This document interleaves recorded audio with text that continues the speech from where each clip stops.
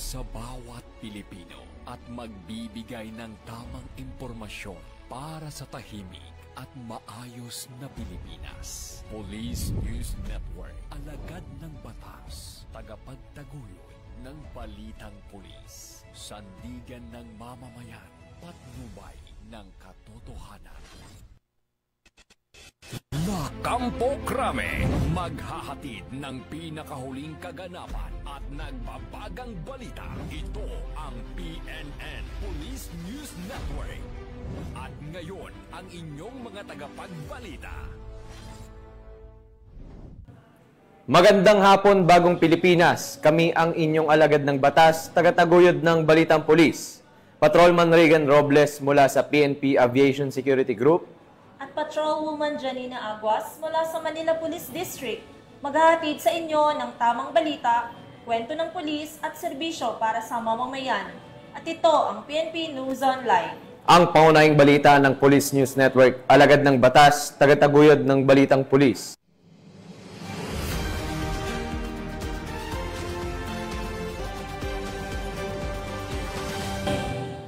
Narito ang mga balitang dapat niyong abangan.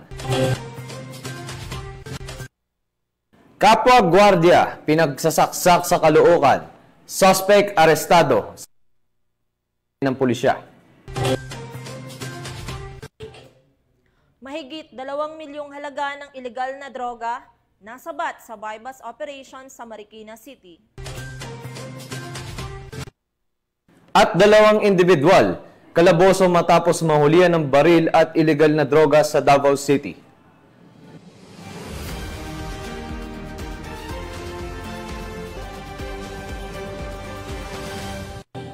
Narito ang mga balitang hatid ng ating PNN correspondents mula sa iba't ibang panig ng bansa.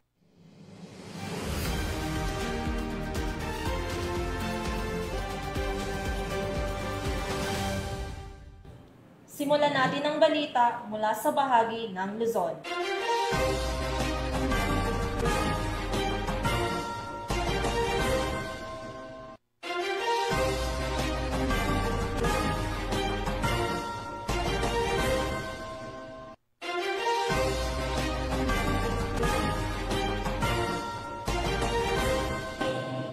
Nasabat ng Marikina City PNP ang tinatayang mahigit 2 milyong pisong halaga ng ilegal na droga sa matagumpay na bypass operation na isinagawa sa nasabing lungsod. Ang naturang operasyon ay nagresulta sa pagkakaaresto ng isang high-value individual na matagal nang minamanmana ng mga otoridad. Nakibalita dyan si Patrolman Reynan Jade Gravera.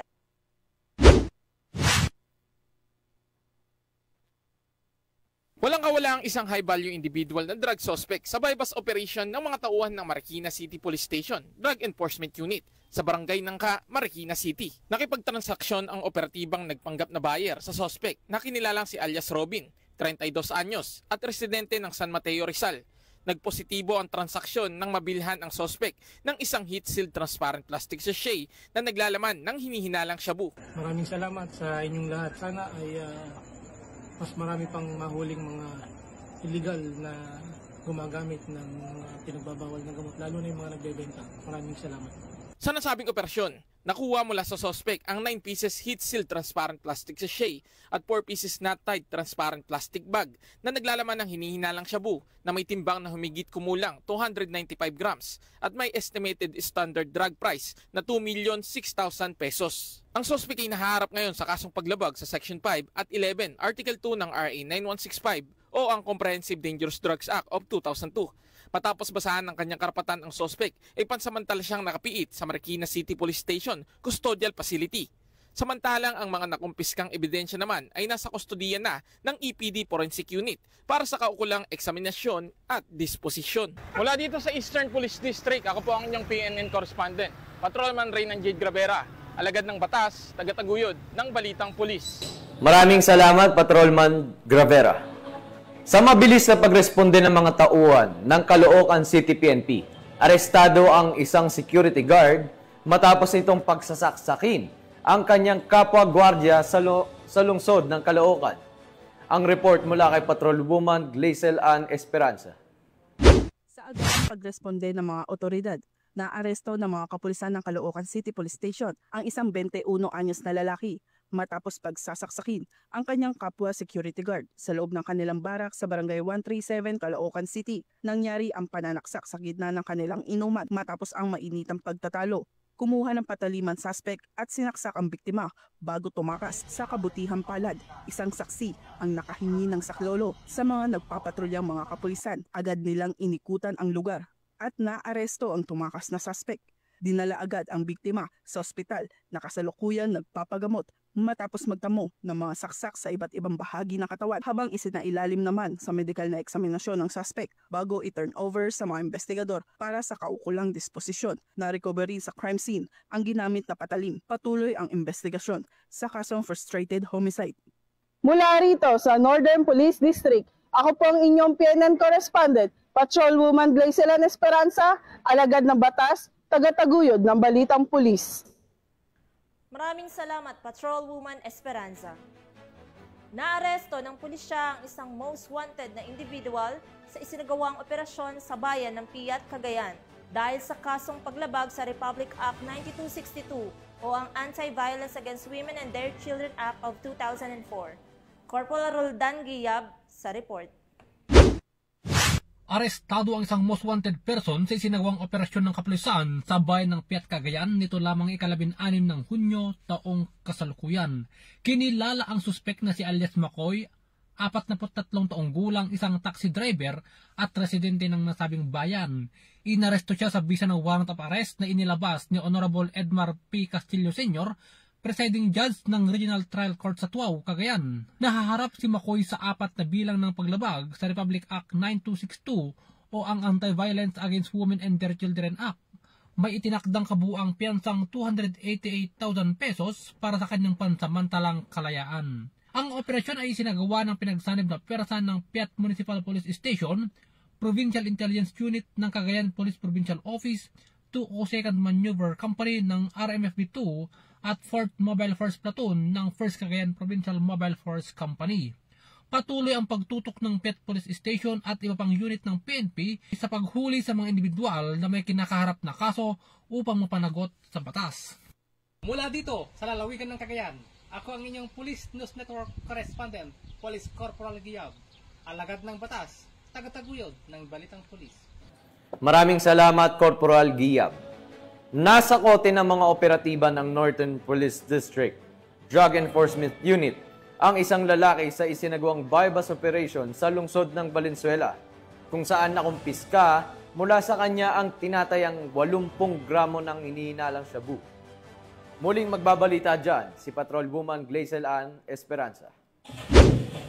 Sa kabila ng masamang panahon at pagbuhos ng ulan, matagumpay pa rin naisagawa ng mga operatiba ng Northern Police District Drug Enforcement Unit, katuwang ang Substation 7 ng Valenzuela City Police Station, ang isang anti-illegal drug operation sa Barangay Bignay, Valenzuela City. Naaresto sa operasyon ang isang hinihinalang tulak ng illegal na droga na kinilalang si alias Eseng, 33 anyos, isang construction worker. Nasamsam mula sa kanyang 80 grams ng hinihinalang shabu na may standard drug price na 544,000 pesos. Ang naturang operasyon ay bahagi na pinaigting na kampanya laban sa illegal na droga sa ilalim ng Simultaneous Anti-Criminality Law Enforcement Operations o SACLEO. Patunay ito na kahit umuulan, hindi hadlang ang panahon sa patuloy na pagtugis sa mga sangkot sa ipinagbabawal na gamot. Ang nakumpiskang ebidensya ay isa sa ilalim sa pagsusuri ng Northern Police District Forensic Unit, habang ang suspect ay naharap sa kasong paglabag sa Section 5 at Section 11 ng Article 2 ng Republic Act 9165 o ang Comprehensive Dangerous Drugs Act of 2002. Mula rito sa Northern Police District, ako po ang inyong PNN correspondent, Patrolwoman Glacelan Esperanza, alagad ng batas, tagataguyod ng Balitang Pulis. Maraming salamat, Patrolwoman Esperanza. Mas pinaigting ng Nueva Ecija PNP ang presensya ng kapulisan sa iba't ibang paaralan sa buong lalawigan bilang bahagi ng seguridad at kaayusan sa pagbubukas ng klase ngayong Balik Eskwela 2025. Yan ang balitang hatid ni Patrolwoman Janice Bulahaw. Umabot sa 246 na pulis ang ipinakalat ng Nueva Ecija Police Provincial Office sa kabuuang 104 pampubliko at pribadong paaralan sa buong lalawigan para sa pagbubukas ng klase. Ayon kay Police Colonel Ferdinand D. Hermino, Provincial Director ng NEPO, nagtayo sila ng 32 Police Assistance Desk malapit sa mga paaralan upang tumulong sa mga mag-aaral, magulang at mga kawani ng paaralan. Bukod dito, 89 pulis ang nakatalaga sa mobile patrols habang 66 naman ang magsasagawa ng foot patrols sa mga lugar na matao at itinuturing na critical zones. Nais naming masigurong makakabalik sa paaralan ang ating mga kabataan ng walang takot at ligtas mula sa anumang kapahamakan. Ang ating mga pulis ay naroon upang magbigay ng proteksyon, gabay at suporta, ani ni Police Colonel Hermino. Dagdag pa niya, ang presensya ng kapulisan ay isang pagpapahayag ng paninindigan sa paglikha ng isang ligtas at mapayapang kapaligiran na angkop sa pagkatuto. Sa lungsod ng Cabanatuan, 26 na pulis din ang itinalaga bilang bahagi ng seguridad para sa pagbubukas ng taong panuruan 2025-2026. Ang naturang inisyatibo ay alinsunod sa direktiba ng pamunuan ng Philippine National Police na tiyakin ang maayos, payapa at ligtas na pagbubukas ng klase sa buong bansa. Patuloy rin ang NEPO sa pagbibigay ng seguridad at serbisyo publiko sa lalawigan ng Nueva Ecija. Mula dito sa gitnang Luzon, ako ang inyong PNN correspondent, Patrolwoman Janice Bulahaw, alagad ng batas, tagataguyod ng Balitang Pulis. Maraming salamat, Patrolwoman Bulahaw. Matagumpay na isinagawa na ang kauna-unahang Provincial Youth Development Session sa lalawigan ng Apayao sa pangunguna ng kapulisan. Katuwang ang pamahalaan at iba pang ahensya ng gobyerno.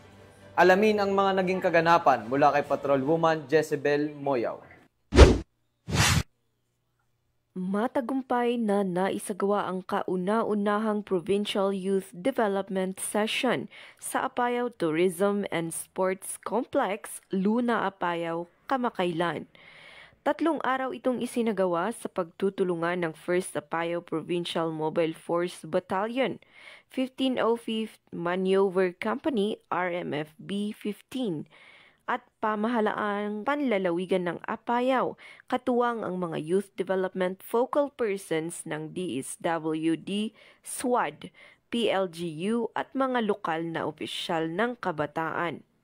Mahigit 180 kabataan mula sa 7 bayan ng Apayao ang lumahok, mga SK officials, estudyante at out-of-school youth na kinatawan ng boses ng kabataang Apayao. Layon ng aktibidad na hubugin ang kaalaman, kasanayan at pananaw ng kabataan sa tungkulin nila sa sarili, pamilya at komunidad. Tampok ang mga talakayan, workshops at mga paligsahan tulad ng banner making, group yells at ang Amazing Race Team Building Challenge. Pinarangalan sa pagtatapos ang mga natatanging kalahok at grupo sa pamamagitan ng sertipiko at cash prizes. Patunay ito na ang kapulisan ay katuwang sa paghubog ng kabataan tungo sa mas ligtas at maunlad na kinabukasan. Mula dito sa rehiyon ng Cordillera, ako ang inyong PNN correspondent, Patrolwoman Jezebel Moyaw, alagad ng batas, tagataguyod ng Balitang Pulis. Maraming salamat, Patrolwoman Moyaw. Tunghayan naman natin ang mga balita mula sa Visayas.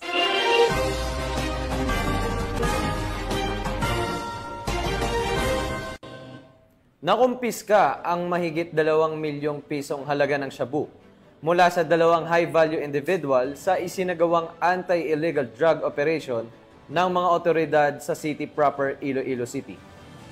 Patuloy naman ang PNP sa pinaigting nitong kampanya laban sa ilegal na droga. Sa ilalim ng direktiba ni PNP Chief Police General Nicolas Torre III, upang masawata ang operasyon ng mga sindikato at masiguro ang kaligtasan ng bawat komunidad sa bansa.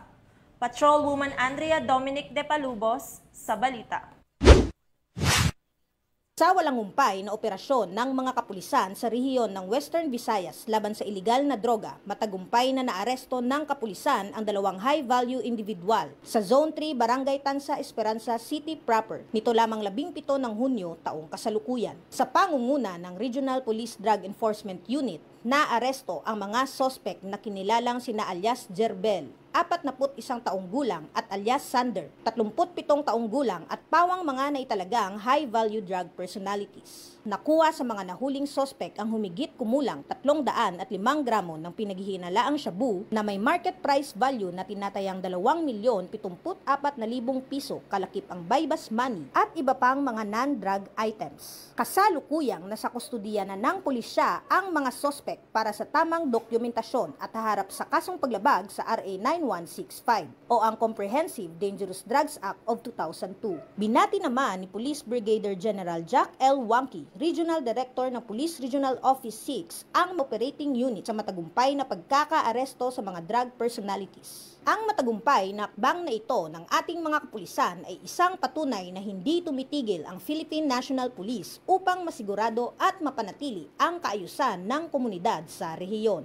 Mula dito sa Police Regional Office 6, ako ang inyong Police News Network Correspondent, Patrolwoman Andrea Dominic de Palobos, alagad ng batas, tagataguyod ng balitang pulis. Maraming salamat, Patrolwoman de Palobos.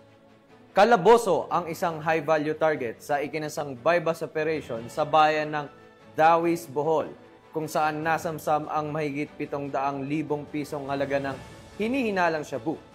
Tungayan ng report ni Patrolwoman Flora May Azares.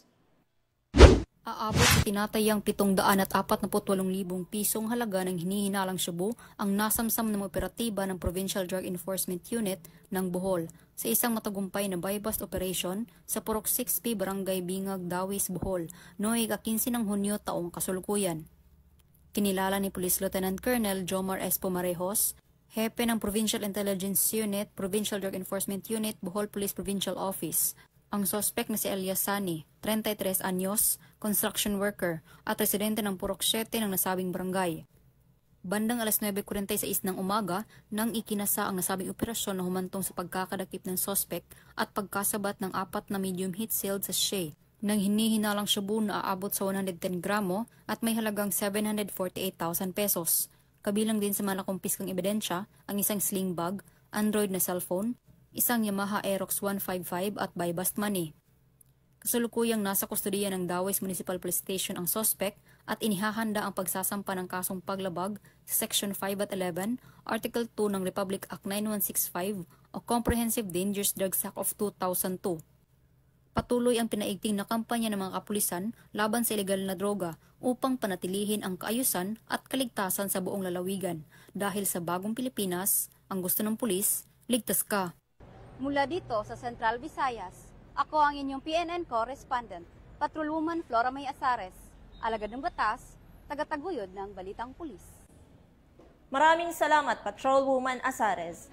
Narito naman ang mga balita mula sa bahagi ng Mindanao.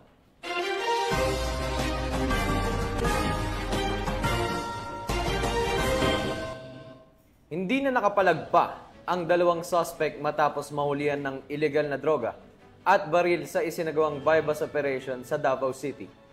Patuloy naman ang PNP sa pagpapatupad ng maigting na kampanya laban sa illegal na droga at loose firearms. Bilang bahagi ng advokasya nitong mapanatili ang kapayapaan at kaayusan sa buong bansa.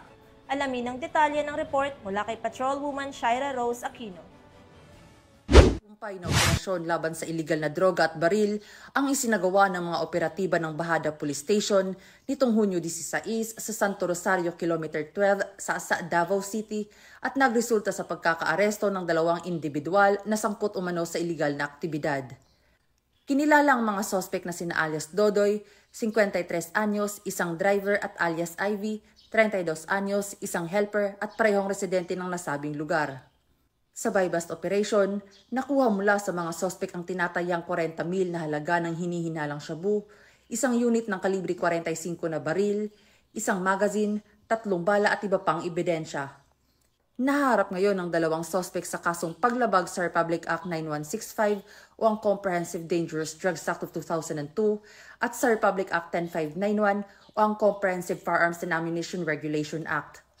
Patuloy naman ang pinaigting ng kampanya ng kapulisan sa Davao City laban sa illegal na droga at mga kriminal na elemento upang mapanatili ang kaayusan at kapayapaan sa komunidad. Mula rito sa Police Regional Office 11, ako ang inyong PNN Correspondent, Patrolwoman Shaira Rose Aquino, alagad ng batas, tagataguyod ng Balitang Pulis.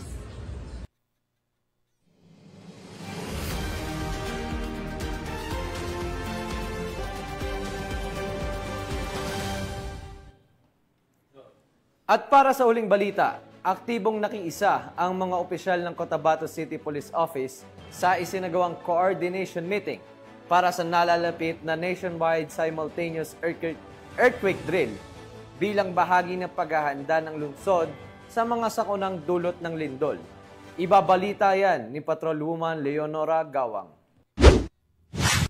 Aktibong nakiisa ang Cotabato City Police Office sa isinagawang coordination meeting kaugnay ng nationwide simultaneous earthquake drill sa City Disaster Risk Reduction and Management Office sa Barangay Rosary Heights 10, Cotabato City nito lamang 17 ng Hunyo taong kasalukuyan.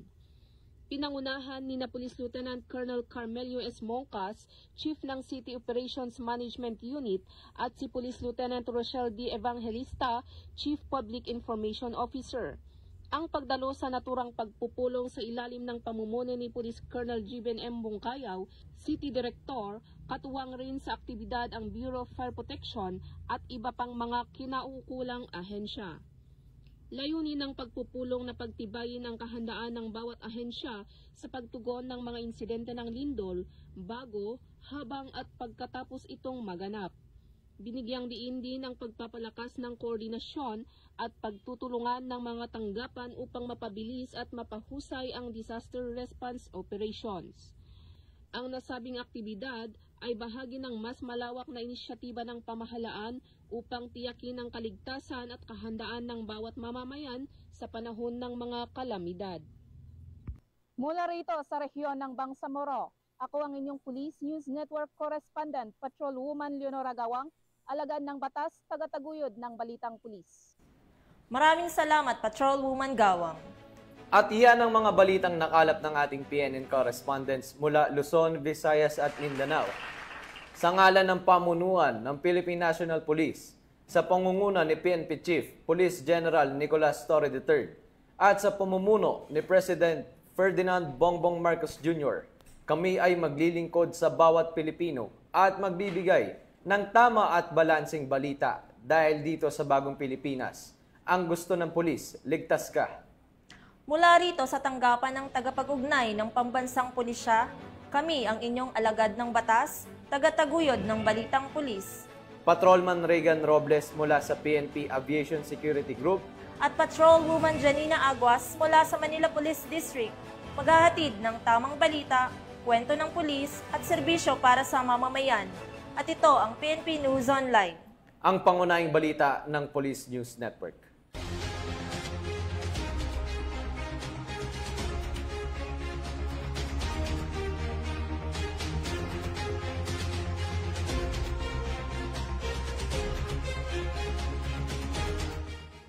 Police News Network, alagad ng batas, tagapagtaguyod ng balitang pulis.